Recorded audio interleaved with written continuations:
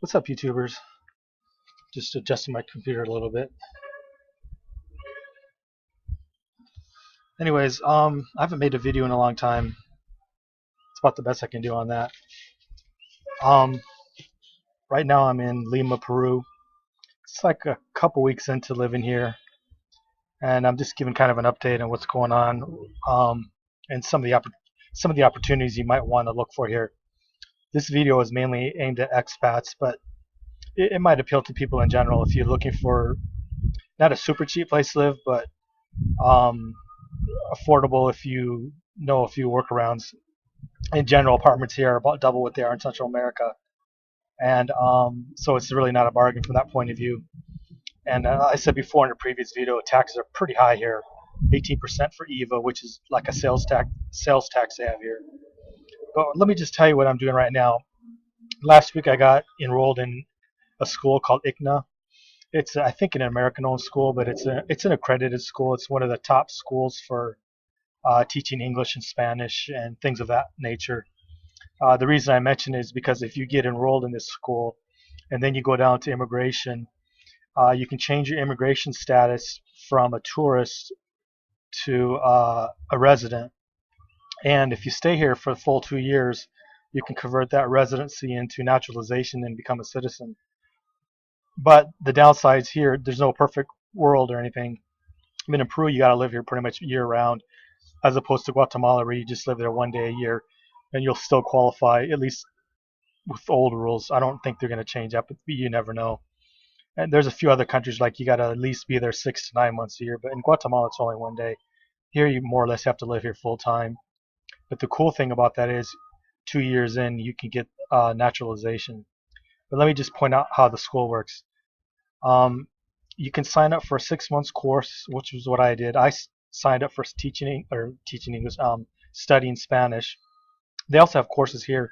Just as a sidebar, if you get a degree here, a 6 month kind of little degree, you qualify to teach Spanish here, or English, whatever. But with that credential, you can legally get jobs pretty easy, where it's hard to if you don't have that credential.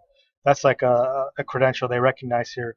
Just as a further aside, in Mexico City, at the big college there, it's a 6 month program like this, where you study for 6 months, you get your degree, and then you can practice teaching languages and get a work permit, etc. Here, it's about the same too, but it's just if you're looking to get a legal residency in Mexico or Peru, this is an easy way to do it.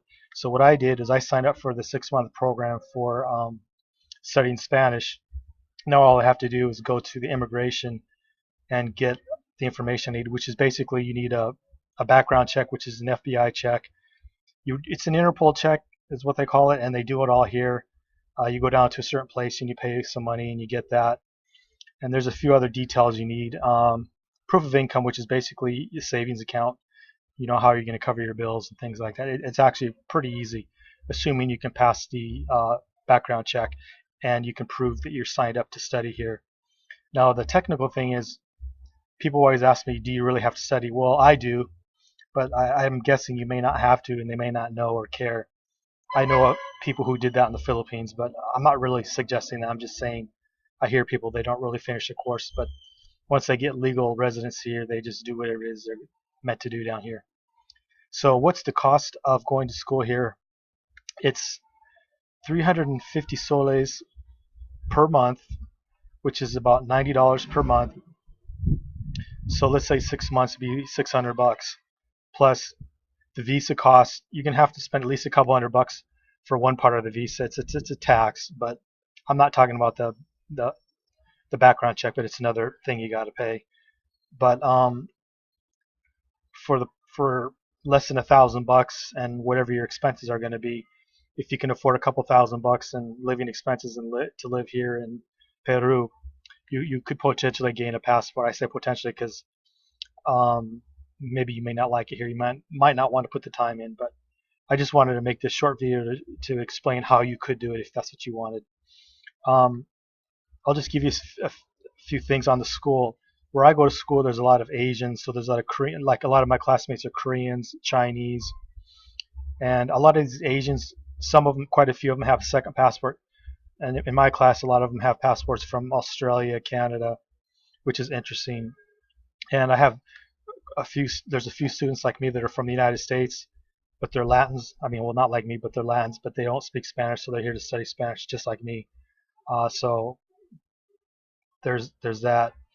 A cool thing about going to this school, it's one of the better schools. A lot of retirees go there, a lot of Asians, immigrants from all over the world, but particularly Asians, and it's a really good opportunity to mix and mingle with different people and gain a lot of information on the country.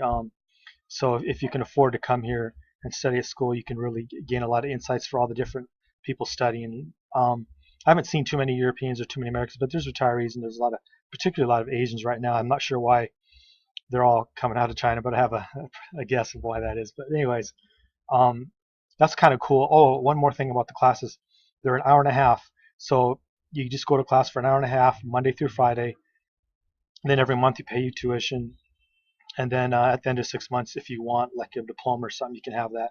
And then, like I said, if you study their methodology class, which is how to teach languages, you'll be qualified to teach in Peru. People say you need a TEFL or a Tesla, or not a Tesla, but a TEFL or that other one. But really, those aren't really that valuable here. What's really valuable is if you put in the 6 months and you have a college degree from the United States. Just set as a side, people will tell you need it, but most schools here, even the better ones, don't actually make you really prove it too much. So I'm not telling you to lie or anything, but just if that's something you're worried about. Quite a few Latin countries, you just say you got one and you let it go at that. Now there will be some people that will say you have to like prove all that, but in my experience, from what I've seen from the teachers I know, that's pretty rare that ever happens. I mean, I even know people who teach in a university that don't have the proper credentials. But anyways, um, that's mostly what I wanted to talk about here. How to go about getting a legal residency in Peru. Kind of the cost of living. I'm living a little cheap right now. I'm renting a room here, so that's under $100 a month. So that's pretty good for me. But the downsides aren't really that many because you can get a 6 month degree pretty quick. You can be legally able to teach here if you want to do that, or if you don't want to do that, you can just study Spanish for 6 months, and you have to extend that out to 2 years, which you can do, which I don't want to get into in this video, but this is not really that hard to do if you really want to be in Peru. So for people who have maybe 3 to 5K a month and want like an easy way to get a second passport and actually want to live here, this would be an excellent opportunity. Whereas for other people, maybe Guatemala would be better, or maybe even Paraguay. But the problem with Paraguay is that most of the time it doesn't really lead to a passport unless you're willing to drop a lot of cash at the end of your residency period, which is not the best investment, I don't think. But if you live there day to day, it might be different. But a lot of people, they just get a residency. A lot of Asians go there, other Latins, and a lot of people from like Middle East go to Paraguay just to have a legal residency. Some of them actually live there, but quite a few people don't. But anyways, so if you want to be in South America and you're looking for a cheap and easy way to get a second passport, check out Peru. If you want any more inside details or anything, just hit me up. Leave a comment and contact me. I'll talk to you about it. Anyways, one of my friends here provides consulting services if you want to roll into Peru. If he's still here, I'll pass the details on to him, but usually he charges about $100.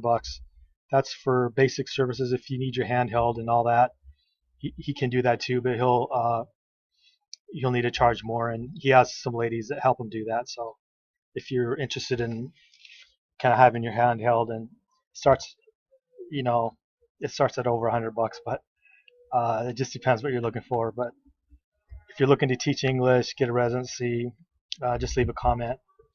And but it's really basic. If you speak pretty good Spanish, you can usually do it all yourself. But if you want to save a lot of time and effort and run around, my friend, when he provides a service, and he can hook you up with the ladies who can help you if your Spanish sucks. Anyways, like, share, subscribe, leave a comment, and tell me what you think. Thank you.